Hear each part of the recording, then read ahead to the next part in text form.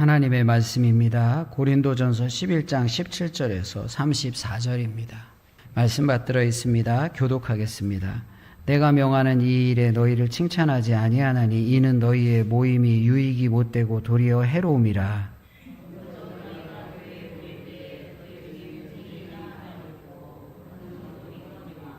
너희 중에 파당이 있어서 너희 중에 옳다 인정함을 받은 자들이 나타나게 되리라. 이는 먹을 때에 각각 자기의 만찬을 먼저 갖다 먹음으로 어떤 사람은 시장하고 어떤 사람은 취함이라.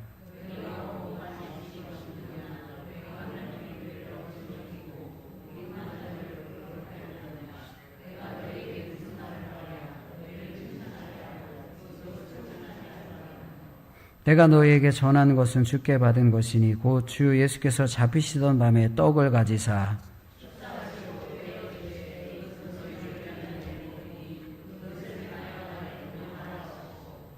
식후에 또한 그와 같이 잔을 가지시고 이르시되 이 잔은 내 피로 세운 새 언약이니 이것을 행하여 마실 때마다 나를 기념하라 하셨으니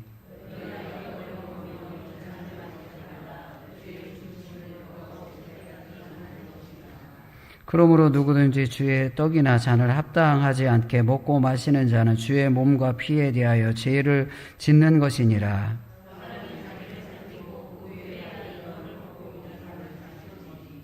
주의 몸을 분별하지 못하고 먹고 마시는 자는 자기의 죄를 먹고 마시는 것이니라.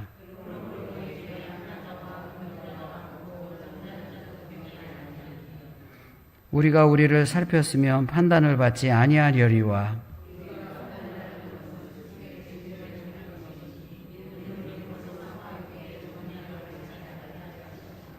그런즉 내 형제들아 먹으러 모일 때 서로 기다리라.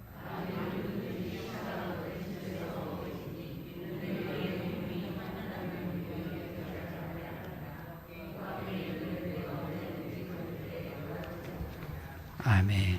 네, 우리가 하나님 앞에 칭찬받아야 합니다. 신앙으로 세상에 칭찬받는 것보다 더 중요한 것은 하나님 앞에 칭찬받는 거죠. 그러니까 우리가 인정 욕구도 있고 칭찬받는 것도 있는데 사실 그 인정 욕구를 채우는 것은 한이 없습니다. 그러나 하나님 앞에 칭찬받는 것은 신앙의 기쁨이 있고 열매가 있고 이것이 곧 하늘의 상급이고 땅의 상급이고 축복이기도 합니다. 근데 오늘 본문의 말씀은 고린도 교회에 보내는 편지잖아요. 근데 사도 바울이 칭찬하지 않는다라고 이야기합니다.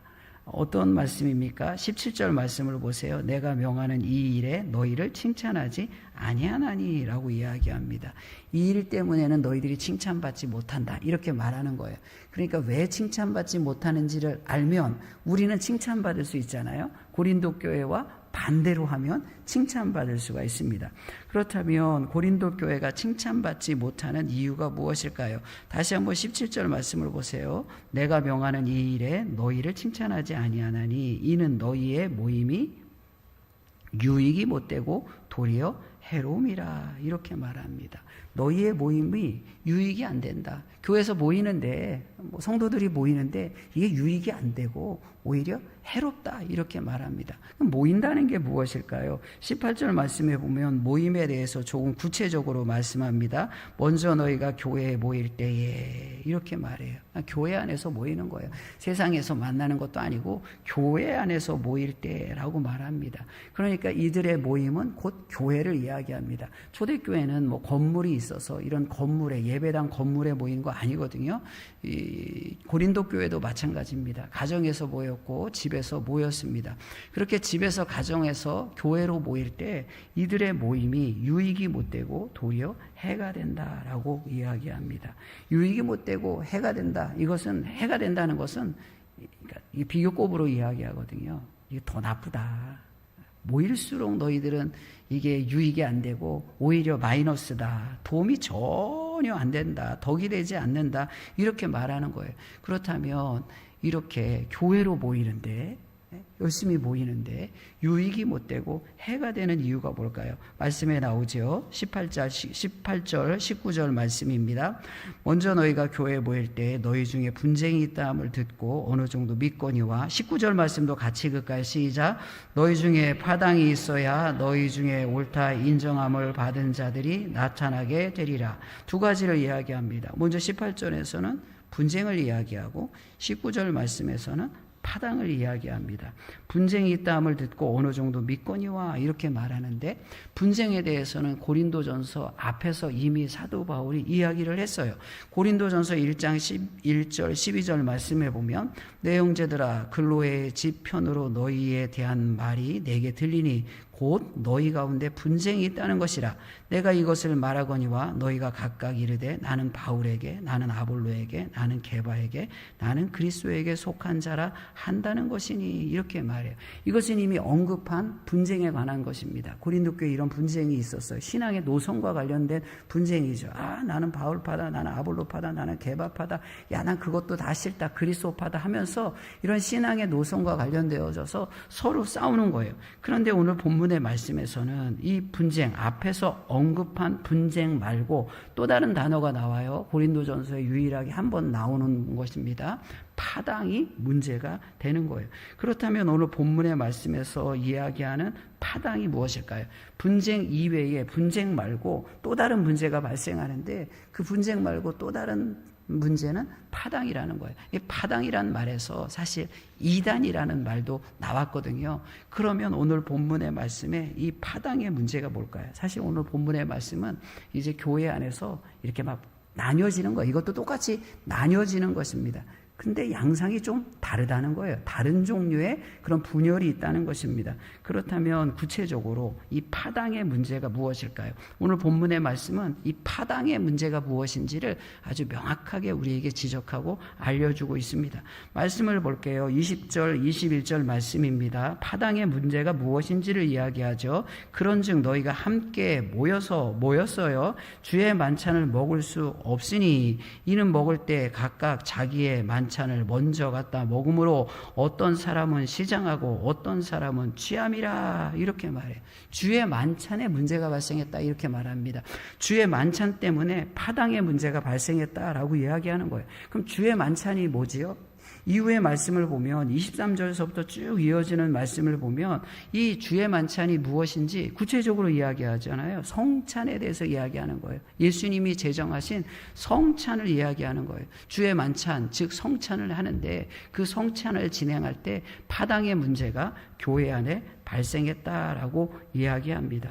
주의 만찬이 자기의 만찬이 됐다 이렇게 말하잖아요. 20절 말씀에 보면 주의 만찬을 먹을 수 없나니 이렇게 말하고 21절 말씀에서는 각각 자기의 만찬을 먼저 갖다 먹음으로 이렇게 말합니다. 이 말의 의미가 무엇입니까? 사실 이 고린도 교회는 로마의 영향을 굉장히 많이 받은 도시잖아요. 그래서 고린도는 동서무역, 그러니까 고린도라는 이 항구 도시 자체가 동쪽과 서쪽을 연결하는 그런 지정학적인 위치에 있어요. 그리고 부유층과 빈민층의 격차가 있었고 해방된 노예 중에 성공한 사람도 있고요.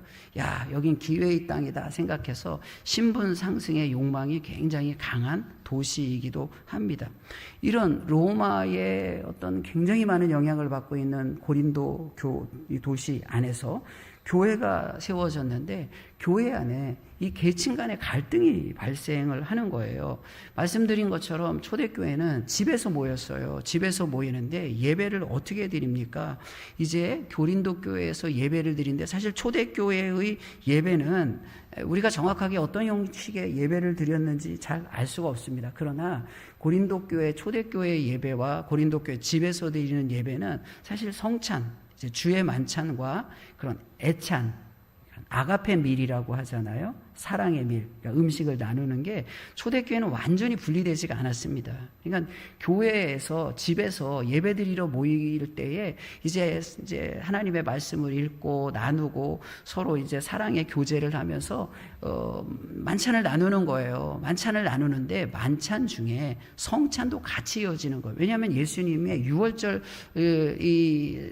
이 만찬을 보세요. 6월절에 예수님이 성찬을 제정하신 봤을 때에도 그게 유대인들이 행하는 유월절의 만찬 중에 예수님이 성찬의 의미를 내 몸이다, 내 피다 이렇게 말씀하시는 거거든요. 그러니까 우리처럼 이렇게 예배 중에 조그맣게 떡을 떼서 이렇게 하나씩 나눠주는 거, 이거는 교회라는 이 건물이 생기고 예배의식이 형식화되어지고 굉장히 형식적으로 잘 이렇게 규모 있게 조정된 이후에 지금과 같은 성찬이 이제 생겨나는 거예요. 그리고 이제 중세에 오면서 가톨릭에서 이제 성찬을 하는데, 우리가 상당히 어떤 의미에서는 그 지금과 같은 떡을 이렇게 조그맣게 빵을 나눠서 작은 잔에 이렇게 나누고 이런 것들은 가톨릭의 영향을 없지 않아 받았지요. 그리고 이제 잔을 나누는 것도, 가톨릭은 미사 드릴 때 앞에 나와서 다 받잖아요. 큰 잔에서 이렇게 다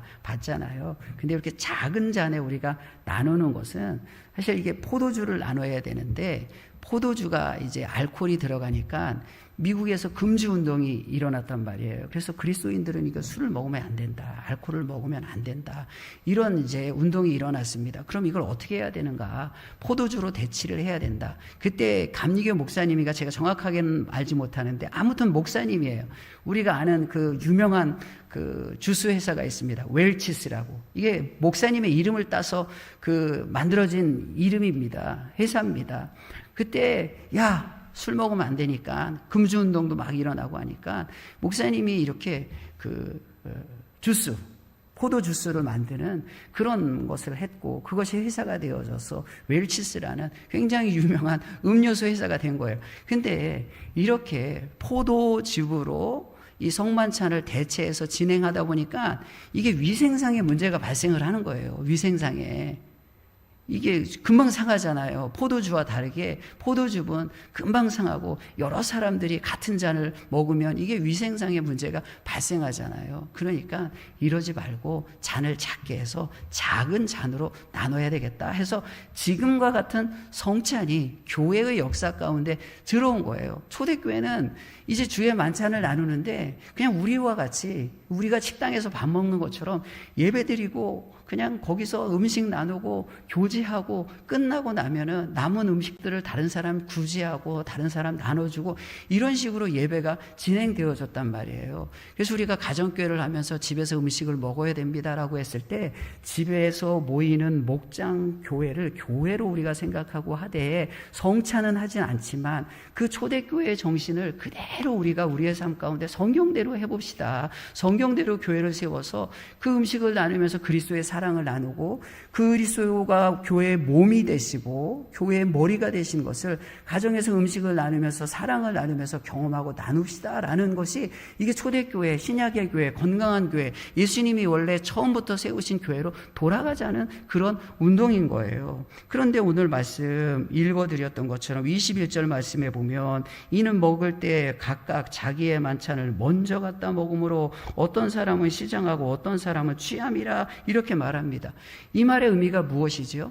사실 초대교회는 이 계층 간의 구분이 이제 막 사라지잖아요. 노예들도 교회에 오고 잘 사는 사람들도 교회에 오고 다양한 계층들이 교회에 옵니다. 근데 이제 교회에 오는데 주일날에 귀족들은 노동을 하지 않아요. 원래부터 귀족들은 뭐 노동을 그렇게 할 일이 없다고요. 그러니까 예배드리러 일찍 오는 거예요. 노동하지 않으니까 교회 누구네 집에서 오늘 예배드립니다 하면 일찍 먹을 거 준비하고 이렇게 해서 막 오는 거예요. 먹을 거 준비하고 다 오는데, 그렇지 않은 사람들이 있어요. 노예들은 주인의 눈치를 봐야 되잖아요. 내가 교회 가고 싶다고 해서 아침부터 일찍 그 예배드리는 장소에 올 수가 없는 거예요. 그러니까 노예들은 주인의 눈치를 보다가 오늘 해야 할 일을 다 마치고 늦게 오는 거예요. 늦게 오는데 이 귀족들, 잘 사는 사람들, 미리 온 사람들이 어떻게 합니까? 이게 늦게 오는 노예들이나 하층민들을 기다리지 않고 자기네끼리 예비하면서 먼저 떡 나누고 음식 나누면서 배부르게 먹는 거예요. 심지어는 막 이제 포도주를 나누면서 술 취하는 거예요. 그러니까 나중에 온 사람이 어떻습니까? 먹을 게 없는 거예요.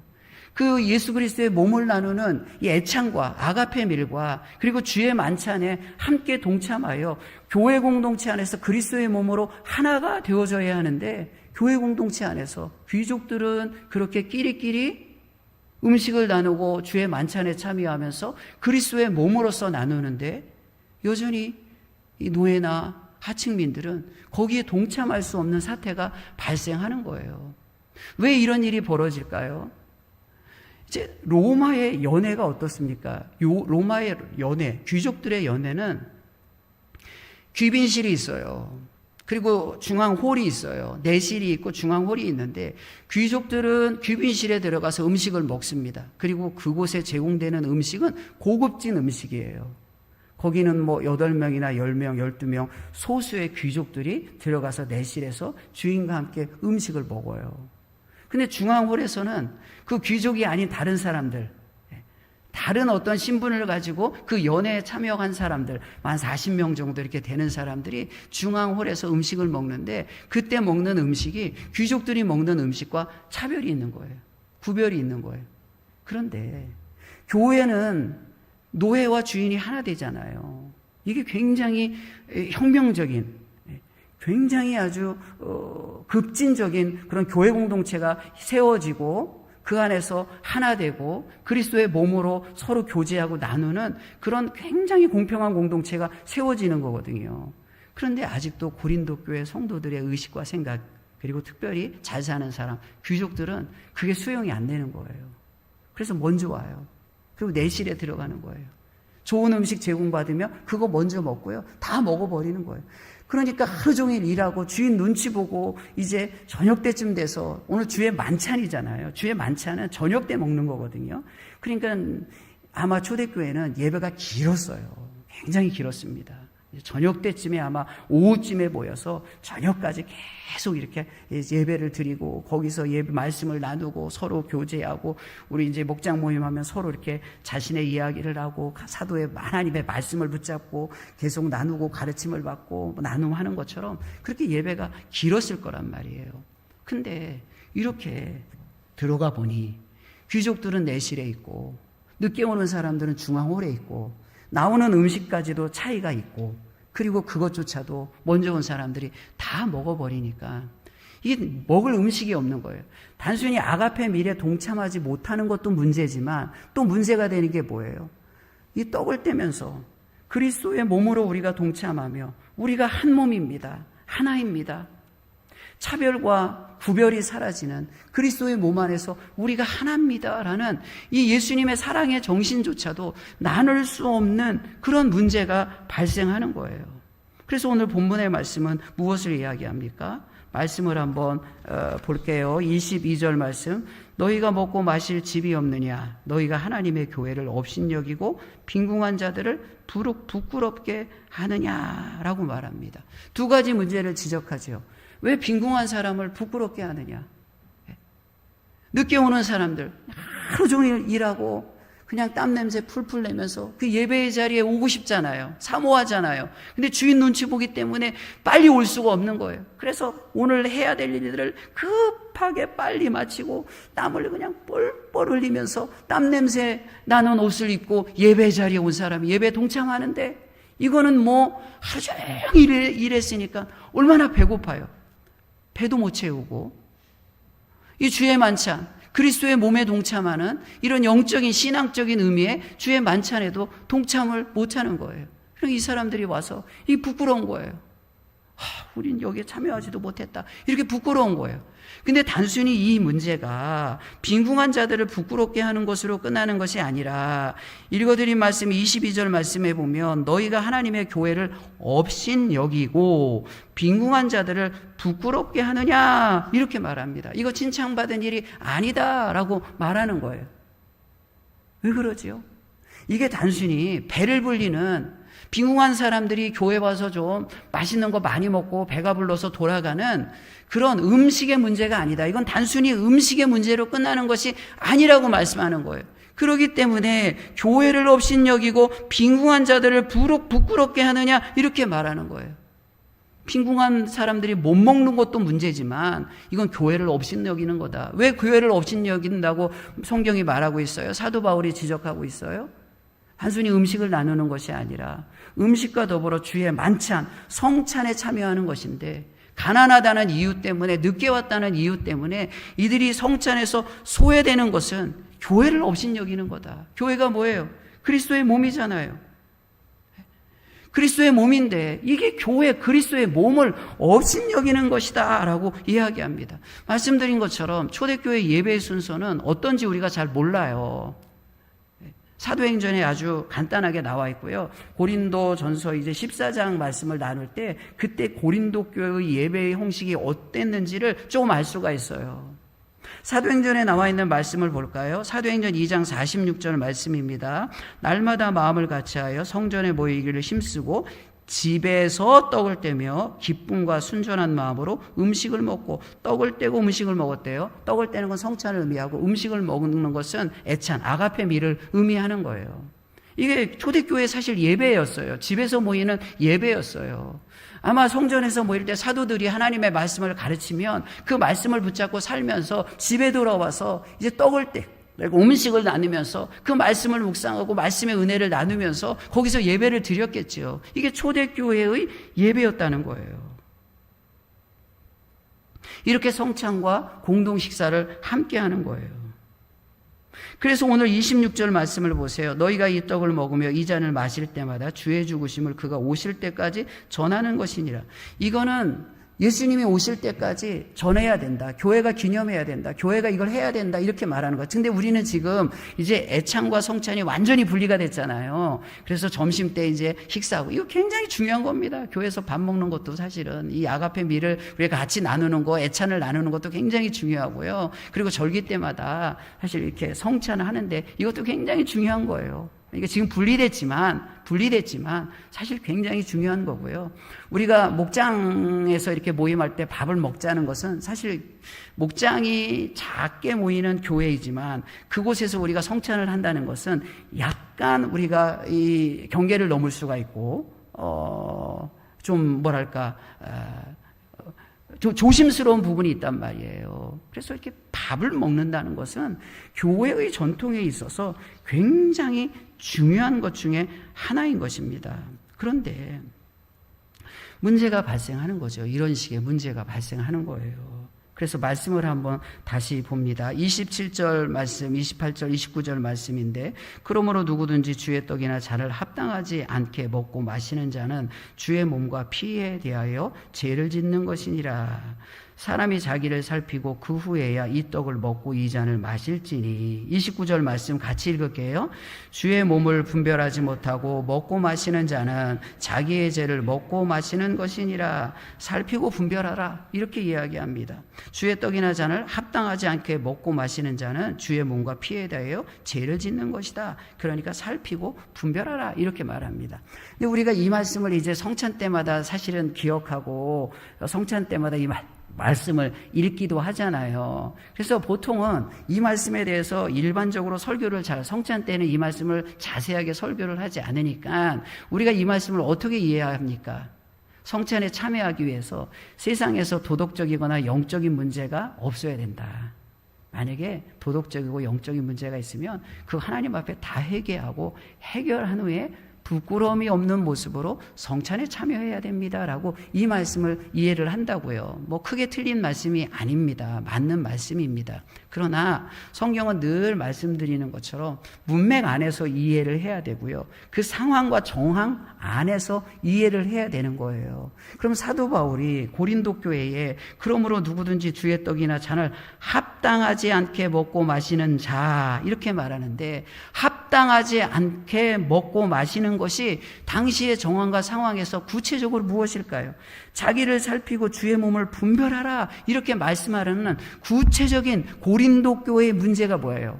그때 당시에 고린도 교회의 구체적인 문제는 앞에서 설명했던 것처럼 미리 온 사람이, 부자들이 다 먹는 거였어요. 그거를 지적하는 거예요. 구체적으로 그렇게 하면 그거는 주의 떡이나 잔을 합당하지 않게 먹고 마시는 자다라고 말하는 거예요. 단순히 음식의 문제가 아니라 이건 주의 몸을 나누는데 그거는 합당하지 않습니다. 영적으로, 신앙적으로 그건 진짜 합당하지 않는 것입니다 라고 말하는 거예요. 왜냐하면 단순히 음식이 아니라 이것은 성찬이기 때문에, 음식과 더불어 이제 먹을 것을 나누는데 육신을 채우는 음식뿐만이 아니라 예수 그리스도의 그 십자가의 은혜를 영적으로 기념하는 너무나 소중한 행사이기 때문에, 교회의 성례이기 때문에 그러면 안 됩니다. 그렇게 교회에서 계층과 그런 차별이 있어서는 안 됩니다라고 사도 바울이 이야기하는 거예요. 그러면 이 문제는, 교회 안에 발생하는 이 문제, 사도 바울이 칭찬하지 못하는 이 문제는 구체적으로 뭘까요? 단순히 이거는 그냥 성찬의 문제가 아니라 어떻게 보면 교회론이죠. 교회가 뭐냐? 교회가 뭐냐? 교회는 그리스도의 몸인데 그리스도의 몸을 나누는 이 성찬에서 누군가는 소외되고 누군가는 그냥 특권 의식을 가지고 그 성찬에 참여하고 그러면 되겠습니까? 이 이야기를 하는 거예요, 사도 바울이. 그러니까 이 문제는 단순히 성찬의 문제가 아니라 교회가 무엇입니까? 정말 지금 이 고린도라는 지역에서 세워져야 될 건강한 교회가 어떤 모습으로 세워져야 합니까? 라고 질문하고 도전하며 지금 같은 모습이라면 이 교회는 칭찬받을 수 없습니다. 라고 사도 바울이 이야기하고 있는 거예요. 교회가 그리스도의 몸이잖아요. 고린도전서 10장 16절 말씀에도 그리스도의 몸에 참여함이 아니냐, 떡을 나누는 것을 그리스도의 몸에 참여함이 아니냐. 고린도전서 12장 27절 말씀, 너희는 그리스도의 몸이요 지체의 각 부분이라. 우리가 그리스도의 몸인데 이 성찬은 그리스도의 몸에 참여하는 굉장히 중요한 의식인데 왜 계층 때문에 차별이 있고 구별이 있느냐라고 말씀하고 있다는 것입니다. 그래서 빈궁한 자를 부끄럽게 하지 말라라고만 먹는 문제로 끝나는 것이 아니라 교회를 없이 여기는 것이다 라고 이야기합니다. 그러면서 사도 바울이 어떤 말씀을 주십니까? 30절 말씀을 주세요. 30절 말씀을 보세요. 30절 말씀을 우리 같이 볼까요? 30절 말씀을 같이 읽습니다. 시작. 그러므로 너희 중에 약한 자와 병든 자가 많고 잠자는 자도 적지 아니하니. 이렇게 약한 자, 병든 자, 잠자는 자. 이게 점증적으로 이야기하죠. 점층법이잖아요. 약한 자, 약한 것보다 조금 더 심각한 건 병든 거잖아요. 그 병든 것보다 더 심각한 것은 잠자는 것인데, 잠잔다는 말은 성경에서 죽음을 표현하는 죽음을 완곡하게 표현하는 거라고요. 그러니까 약했고 병들었고 죽었다는 거예요. 무슨 말입니까?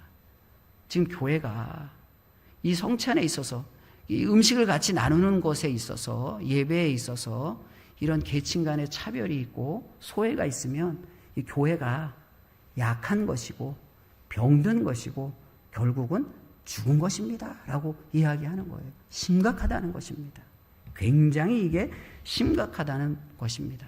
그러면 사도 바울이 칭찬하지 못하겠다, 문제를 지적하면서 문제만 지적하는 것이 아니라 여기에 답을 줍니다.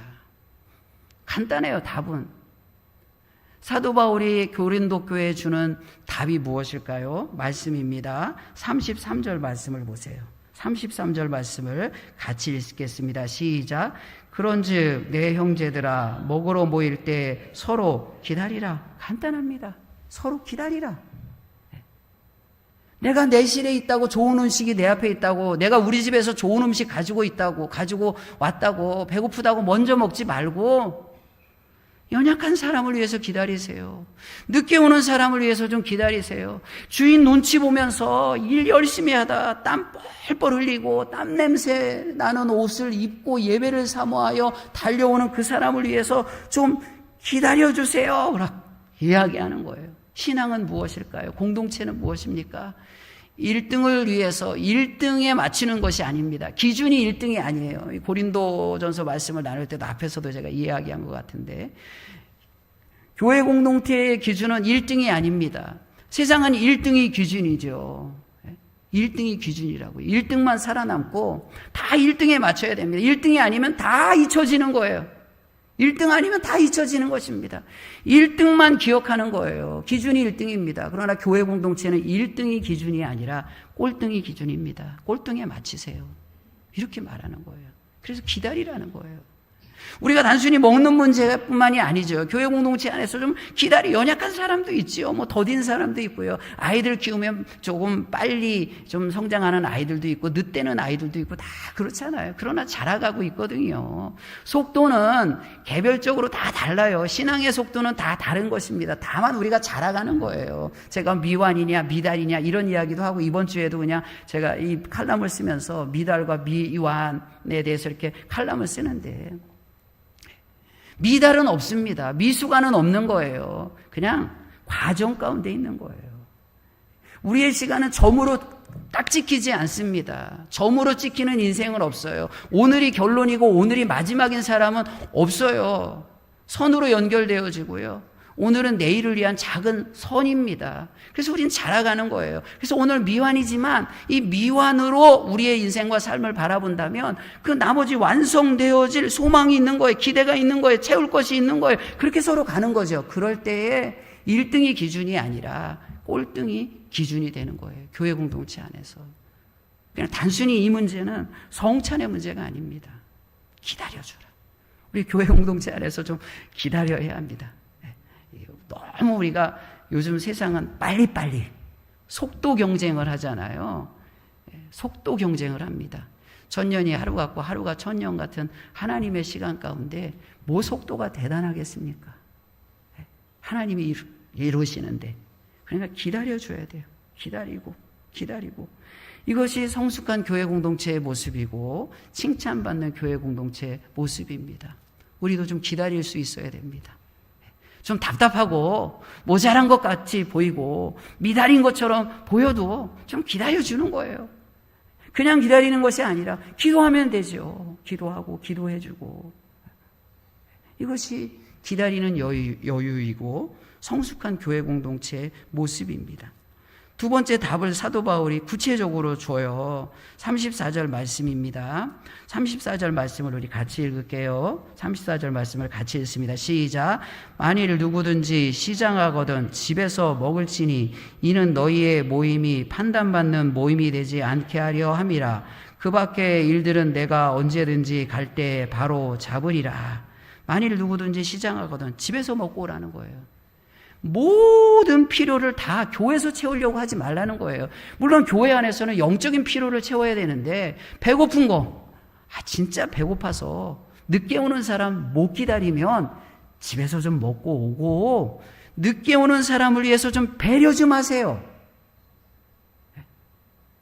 교회는 소비자를 위한 공동체가 아닙니다. 모든 필요를 다 채우는 게 아닙니다. 교회에서 다 해줘야 됩니다. 교회에서 다 채워줘야 됩니다. 영적인 필요가 채워져야 되죠. 우리의 영혼이 채워져야 되죠. 근데 배를 채우는 게 아닙니다. 이 사람들의 문제는 배를 채우려고 하는 거예요. 야, 오늘 그냥 배도 채워보자. 진짜 배를 채우고 싶으면 그건 집에서 먹고 오세요.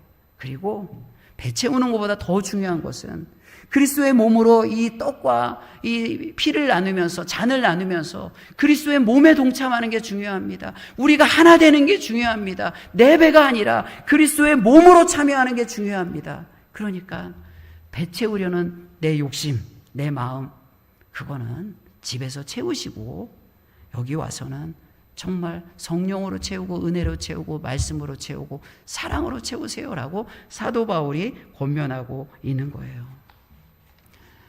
우리 공동체들 교회도 똑같죠. 그러니까 고린도 교회의 이 말씀이 우리의 삶 가운데 그대로 적용되는 거죠. 오늘 사실 본문의 말씀은 성찬 때 많이 읽는 말씀이고 성찬 때 많이 인용하는 말씀이지만 단순히 성찬에 관한 말씀은 아니에요. 교회가 뭐냐? 우리가 어떻게 건강하고 성숙한 교회 공동체 그리스도의 몸을 세워나갈 수 있습니까? 라는 질문에 대한 답을 주는 것입니다. 기다릴 수 있어야 됩니다. 그리고 모든 필요를 교회에서 채우는 것이 아니라 내 필요가 있죠. 그러나 다른 사람의 필요를 위해서 나는 좀 참고 배려하고 양보하고 그런 모습이 있어야 이게 건강한 교회 공동체의 모습이라고 말씀합니다. 얼마나 사실은 이 초대교회가 굉장히, 그러니까 이런 표현을 좀 쓰기는 좀 그런데 어떤 의미에서는 세상 앞에 보여지는 교회 공동체의 모습이 얼마나 급진적이고 혁명적입니까? 로마라는 도시, 그러니까 로마의 영향을 받은 고린도라는 도시에서 밥을 이렇게 같이 먹을 수가 없어요. 귀족과 평민이 절대 연회에서는 밥을 먹을 수가 없는 거예요, 같이. 말씀드린 것처럼 귀족은 안 해. 초대를 받았지만 귀족이 아닌 사람은 중앙홀에서 음식도 차이가 있어요. 근데 교회 공동체는 모이는데 귀족과 노예들이 같이 음식을 먹고 그냥 먹을 것을 나누면서 그곳에서 말씀으로 교제하고 서로를 위해서 양보하고 서로를 위해서 기다려주고 땀나는 사람과 귀족의 고급 옷을 입고 온 사람들이 형제로서 하나 되는 거예요. 이게 그리스도의 몸이잖아요. 그러니까 이런 모습이 고린도라는 도시 안에서, 당시 로마 제국이라는 도시 안에서 이게 얼마나 혁명적으로 보이겠어요? 급진적으로 보이겠어요? 충격적으로 보이겠어요? 그러니까 교회가 그렇게 급속히 로마 제국 안에서 퍼져나가는 거예요. 하나님의 나라가 그렇게 세워지는 거예요. 이게 교회의 능력입니다. 우리 안에도 이런 차별과 계급이 있어서는 안 되죠. 당연히 없습니다. 우리 교회 안에 무슨 계급이 있고 차별이 있겠습니까? 근데 우리가 그냥 우린 차별도 없습니다. 계급도 없습니다. 라는 그런 막연하고 관념적인 수준에서 머물러 있는 것이 아니라 더 적극적으로 사랑을 좀 실천해 봐야 돼요. 나의 사회적 신분에 따르면 나는 세상에서 이거 절대 할 일이 아니야. 내가 사회적 위치로 봐서는 설거지할 위치도 아니고, 나의 사회적 그런 이 신분에 따르면 나는 청소할 위치도 아니야. 다 밑에 사람들이 다 해줘. 그러면 교회에서는 해봐야 되는 거예요. 교회에서는 해야 되는 거예요. 진짜 내가 사회에서 안 하는 일, 그러면 그건 교회에서 해야 되는 거예요. 우리가 그렇게 연습하는 거예요. 이게 교회 공동체입니다. 그런 모습을 보여줘야지요. 그런 모습이 우리 안에 있어야 되죠. 낮아지는 모습, 설거지도 하고. 목사도 사실 설거지 해야죠. 밥 먹었으면 하는 거지. 목사가 설거지하는 게 대단한 거예요? 대수예요? 아무것도 아닙니다. 해야 됩니다. 이상한 것도 아니고 특별한 것도 아니고요. 교회 공동체 안에서 그냥 기쁨으로 서로 나누고 섬기니까 좋은 것이고 누군가의 도움이 되니까 좋은 것이고 그것이 나의 기쁨이 되는 것이고 그런 거죠. 그게 뭐 대단하겠어요?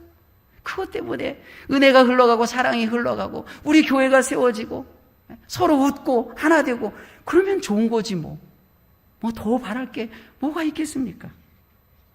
우리는 하나님의 형상으로 지음받았습니다. 형상인데 여기에 세상은 자꾸 덧칠을 하거든요. 학력, 재력, 외모, 직업, 사회적 지위, 경력, 집안. 자꾸 여기에 덧칠합니다. 근데 그건 본질이 아니에요.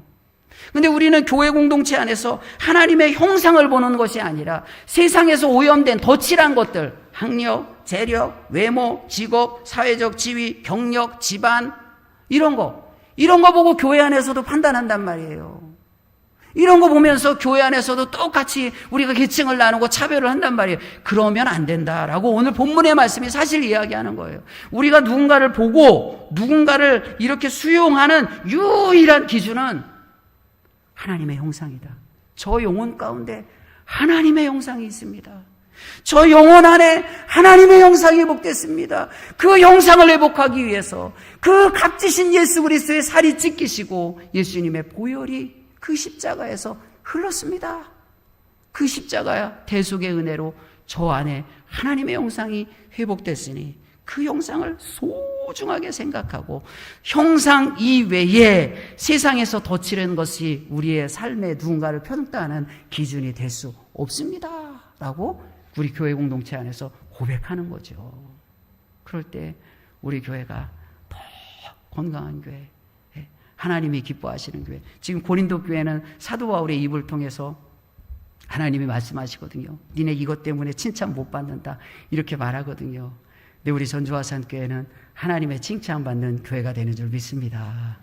고린도 교회를 향해서는 약하고 병들었고 잠들었다 이렇게 말하는데 우리 교회는 강하고 이겨내고 부활의 권세가 있는 그런 교회인 줄 믿습니다. 더 많이 사랑하고 더 많이 겸손하고 더 많이 섬기고 더 덜 교만하고 정말 덜 좀 나를 드러내고, 우리 교회가 날마다 이런 교회로 세워질 줄 저는 확신합니다. 그리고 지금도 그런 교회인 줄 믿습니다. 우리 함께 주님이 오시는 그날까지 이 땅에서 최선을 다해서 그런 교회를 함께 이루어 나가는 우리 모두가 되기를 축복하고 축원합니다. 하나님 감사합니다. 주님의 크신 은혜를 진심으로 감사합니다. 하늘 보좌를 버리시고 이 땅에 내려오신 예수님 때문에 세상에 없는 기준을 우리의 삶의 표대로 삼아 예수님의 성품과 삶을 본받게 하시니 감사합니다.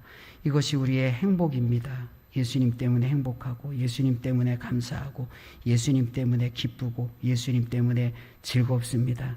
하나님, 우리 교회 공동체 안에서 이 즐거움과 감사와 기쁨을 누리며 세상에 없는 이 행복을 보여주는 살아있는 교회 공동체, 그리스도의 몸으로 그리스도를 보여주는 하나님의 몸된 교회가 되게 하여 주시옵소서. 예수님의 이름으로 기도하옵나이다. 아멘.